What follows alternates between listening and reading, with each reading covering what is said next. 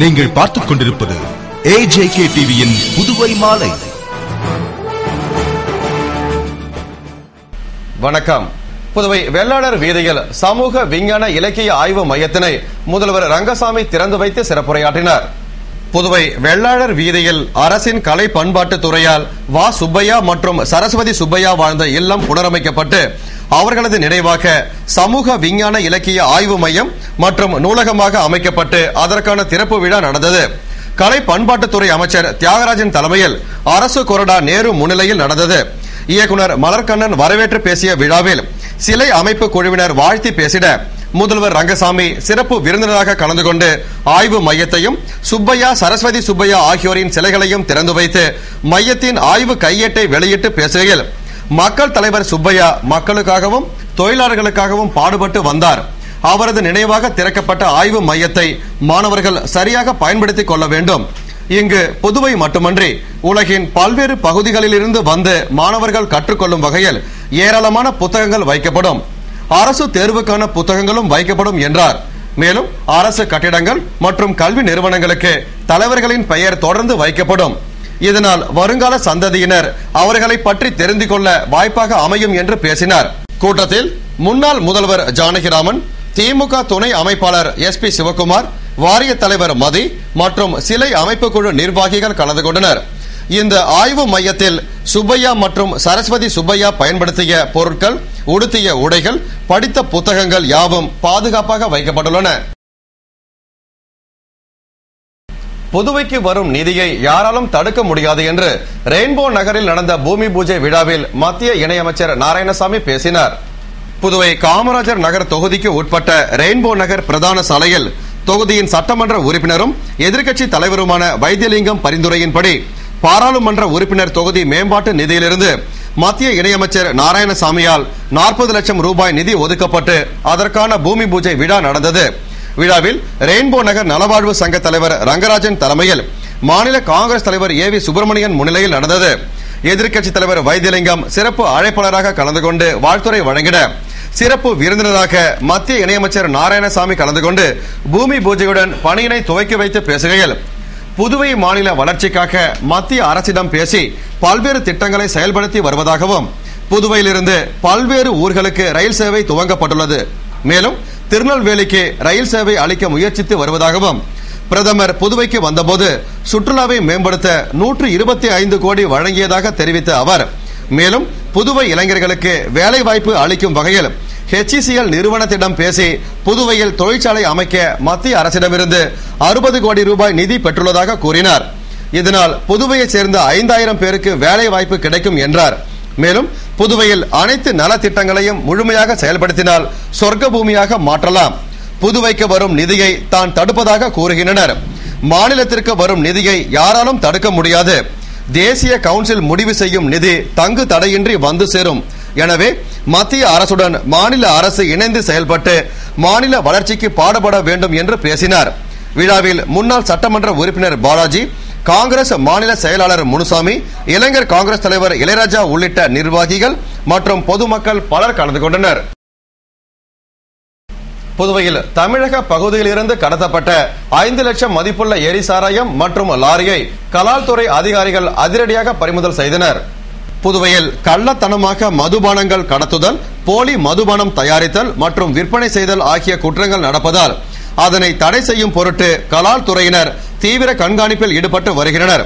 அதன்படி கலால்துறை துணை ஆணையர் அன்பழகன் தலைமையில் தாசில்தார் குமரன், செந்தில்குமார், காவல்துறை ஆய்வாளர் கண்ணன், வருவாய் ஆய்வாளர் சம்பத் மற்றும் காவலர்கள் ரோந்து பணியில் ஈடுபட்டிருந்த போது புதுவை போக்குவரத்து நகரை ஒட்டிய முந்திரி காட்டில் ஒதுக்குப்புறமான தமிழக பதிவெண் கொண்ட ஒரு லாரி நின்றிருப்பதை கண்டு சந்தேகப்பட்டு அருகே சென்று பார்த்தபோது அதில் 5 லட்சம் மதிப்புள்ள 2300 லிட்டர் எரிசாராயம் 65 வெள்ளி நிற கேன்களில் அடைக்கப்பட்டிருந்தது. ஆனால் அதில் யாரும் ஆட்கள் இல்லை. எனவே லாரியை எடுக்க முயற்சித்த போது அது பழுதடைந்து இருப்பது தெரிய வந்தது. மேலும் தமிழக பகுதியில் இருந்து எரிசாராயத்தை கடத்தி வந்த போது லாரி பழுதடைந்ததால் மறைவான இடத்தில் பதுக்கி வைத்து சென்றிருப்பது தெரிய வந்தது. எனவே வாகனத்தையும் எரிசாராய கேன்களையும் கிரேன் மூலம் கலால்துறைக்கு கொண்டு வந்து வழக்கு பதிவு செய்து தீவிர விசாரணை மேற்கொண்டுள்ளனர். புதுவை திராவிட முன்னேற்ற கழக மீனவர் அணிக்கு புதிய நிர்வாகிகள் தேர்ந்தெடுக்கப்பட்டுள்ளதாக மாநில அமைப்பாளர் MAS சுப்பிரமணியன் கூறியுள்ளார். இதுகுறித்து புதுவை மாநில திராவிட முன்னேற்ற கழக மாநில அமைப்பாளர் MAS சுப்பிரமணியன் கூறுகையில், தலைவர் கலைஞர், கழக பொதுச் செயலாளர் பேராசிரியர், பொருளாளர் ஸ்டாலின் ஆகியோர் ஒப்புதலோடு திமுக மீனவர் அணி செயலாளர் பெர்னார்டு புதுவை மாநில மீனவர் அணிக்கு புதிய நிர்வாகிகளை அறிவித்துள்ளார். அதன்படி மாநில அமைப்பாளராக பெரிய காலாப்பட்டு கோதண்டபாணி, துணை அமைப்பாளர்களாக வம்பா கீரப்பாளையம் தனசேகர், முத்தியால்பேட்டை தங்கராசு, வைத்திக்குப்பம் தணிகாசலம், வீராம்பட்டினம் பாஸ்கர், பனித்திட்டு தேவநாதன், சோலைநகர் பூபதி, புதுக்குப்பம் சுந்தர் ஆகியோர் நியமிக்கப்பட்டுள்ளார்கள் என்று கூறினார். புதுவை உழவர்கரை ரீனா மகாலில் NR காங்கிரஸ் கட்சியின் உழவர்கரை சட்டமன்ற தொகுதி ஆலோசனை கூட்டம் அமைச்சர் பன்னீர்செல்வம் தலைமையில் நடைபெற்றது. புதுவை NR காங்கிரஸ் கட்சியின் உழவர்கரை தொகுதி ஆலோசனை கூட்டம் உழவர்கரை ரீனா மகாலில் உள்ளாட்சித்துறை அமைச்சர் பன்னீர்செல்வம் தலைமையில் நடந்தது. மாநில செயலாளர் ஜெயபால் முன்னிலையில் நடைபெற்ற கூட்டத்தில் கட்சியின் 3ஆம் ஆண்டு துவக்க விழாவினை முன்னிட்டு வரும் 20ஆம் தேதி நடக்கும் 2வது எழுச்சி மாநாட்டில் கலந்து கொள்வது குறித்து ஆலோசிக்கப்பட்டது. கூட்டத்தில் பொது செயலாளர் பாலன் பேசுகையில், அரசியல் சூழ்ச்சியால் பதவியிலிருந்து இறக்கப்பட்ட ரங்கசாமி புதிய கட்சி துவங்கிய 3 மாதத்தில் ஆட்சியை கைப்பற்றி மீண்டும் முதல்வர் ஆனார். ஆனால் கட்சி பொறுப்பேற்று 2 ஆண்டுகளில் எதையும் செய்ய முடியவில்லை. இதற்கு தனி மாநில அந்தஸ்து தான் நிரந்தர தீர்வை அளிக்கும் என்று பேசினார். கூட்டத்தில் கட்சி தொண்டர்கள், பெண்கள் என ஏராளமானோர் கலந்து கொண்டனர். சுவாமி விவேகானந்தரின் 150வது ஆண்டு விழாவினை முன்னிட்டு கடற்கரை காந்தி திடலில் சூரிய நமஸ்கார வேள்வி நடந்தது. சுவாமி விவேகானந்தரின் அமுத மொழியான வலிமைதான் வாழ்வு, பலவீனமே மரணம் என்பதற்கேற்ப அவரின் 150வது பிறந்த நாளை முன்னிட்டு உடல் உறுதிக்காகவும் மன அமைதிக்காகவும் சூரிய நமஸ்கார் வேள்வி கடற்கரை காந்தி திடலில் சுவாமி விவேகானந்தர் 150வது ஆண்டு விழாக்குழு சார்பில் நடந்தது. விழாக்குழு தலைவர் செல்வகணபதி தலைமையில் விழாக்குழு நிர்வாகிகள் சீனு மோகன்தாஸ், ரவிச்சந்திரன், வனஜா வைத்தியநாதன், கொடூர் கந்தசாமி முன்னிலையில் நடைபெற்ற நிகழ்ச்சியில் தமிழ்நாடு மற்றும் புதுவை குழு செயலாளர் ராஜன் சிறப்புரையாற்றிட திரளான பொதுமக்கள், மாணவ மாணவிகள் பங்கேற்று சூரிய நமஸ்கார் வேள்வி நடத்தி யோகா மீதான விழிப்புணர்வு, தனி மனித ஆரோக்கியத்தின் விழிப்புணர்வை மக்களிடையே ஏற்படுத்தினர். புதுவை NR காங்கிரஸ் 3ஆம் ஆண்டு துவக்க விழாவினை முன்னிட்டு NR இளைஞர் அணி சார்பில் நடைபெற்ற மாரத்தான் ஓட்டத்தை முதல்வர் ரங்கசாமி துவக்கி வைத்தார். புதுவை NR காங்கிரஸ் கட்சியின் 3ஆம் ஆண்டு துவக்க விழாவினை முன்னிட்டு இளைஞர்களை ஊக்குவிக்கும் வகையில் NR இளைஞர் அணி சார்பில் மாரத்தான் ஓட்டம் நடைபெற்றது. எல்லைப்பிள்ளை சாவடியில் உள்ள கட்சி தலைமை அலுவலகத்தில் துவங்கிய ஓட்டத்தை அமைச்சர் பன்னீர்செல்வம் தலைமையில் சட்டமன்ற உறுப்பினர் தமிழ்ச்செல்வன், மாநில செயலாளர் NSJ ஜெயபால் முன்னிலையில் சிறப்பு விருந்தினராக கலந்து கொண்ட கட்சியின் நிறுவனரும் புதுவை முதல்வருமான ரங்கசாமி துவக்கி வைத்தார். ஓட்டம் இந்திரா காந்தி சிலையிலிருந்து சுல்தான்பேட்டை, பத்துக்கண்ணு, உசுட்டேரி வழியாக மீண்டும் கட்சி அலுவலகத்தை வந்தடைந்தது. ஓட்டத்தில் 780 பேர் கலந்து கொண்டு சுமார் 21 கிலோமீட்டர் தூரம் வரை ஓடினர்.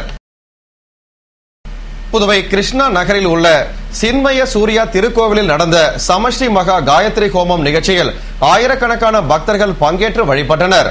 புதுவை கிருஷ்ணா நகரில் அமைந்துள்ள சின்மய சூர்யா திருக்கோவிலில் ரத சப்தமியை முன்னிட்டு சமஷ்டி மகா காயத்ரி ஹோமம் நடந்தது. ஆரோக்கியத்திற்கும் ஆயுளுக்கும் அதிபதியான சூரிய பகவானை வெகு விமரிசையாக வழிபடும் வகைகளும் உலக நன்மை வேண்டி நடைபெற்ற நிகழ்ச்சியில் 3 லட்சத்திற்கும் மேலாக காயத்ரி மந்திரங்கள் ஜெபிக்கப்பட்டு 16 ஹோம குண்டங்களில் ஹோமங்கள் நடைபெற்றது. விழாவில் 2000த்திற்கும் மேற்பட்ட பக்தர்கள் ஆர்வமுடன் கலந்து கொண்டு பக்தி சிரத்தையுடன் வழிபட்டு சூரிய பகவானின் அருளை பெற்றனர். விழாவிற்கான ஏற்பாடுகளை சின்மயா மிஷன் நிர்வாகிகள் செய்திருந்தனர். புதுவை காலாப்பட்டு தொகுதியில் NR காங்கிரஸ் மாநாடு குறித்த ஆலோசனை கூட்டம் சட்டமன்ற உறுப்பினர் கல்யாணசுந்தரம் தலைமையில் நடந்தது. புதுவை காலாப்பட்டு சட்டமன்ற தொகுதி சார்பில் கருவடிக்குப்பத்தில் NR காங்கிரஸ் மாநாடு குறித்த ஆலோசனை கூட்டம் சட்டமன்ற உறுப்பினர் கல்யாணசுந்தரம் தலைமையில் நடந்தது.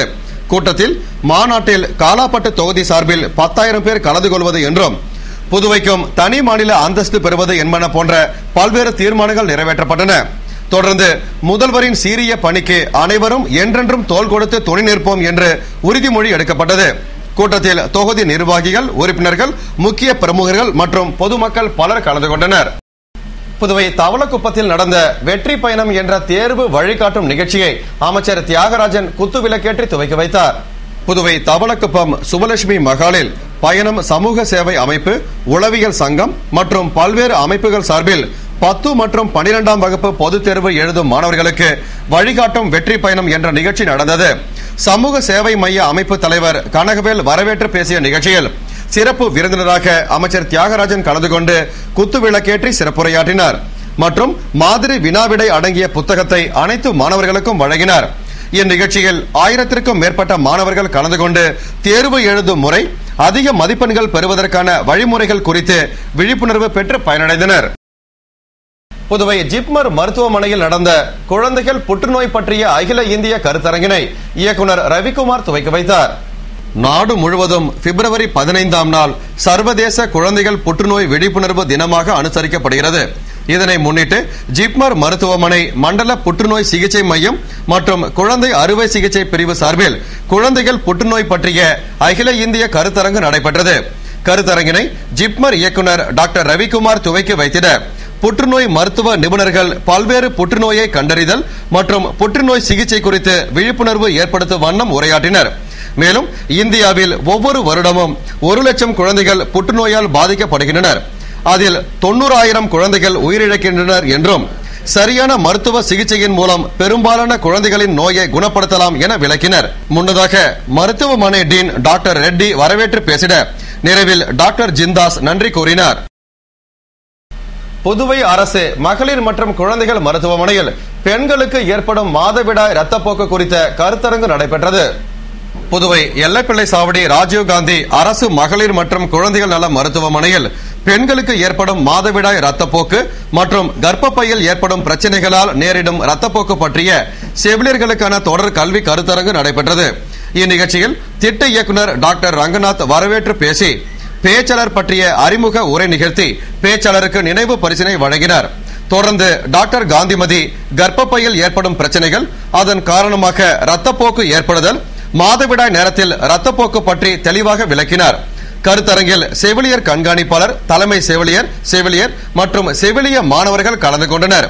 நிறைவில் செவிலிய கண்காணிப்பாளர் மல்லிகா நன்றி கூறினார். இத்துடன் செய்திகள் நிறைவடைந்தன. வணக்கம்.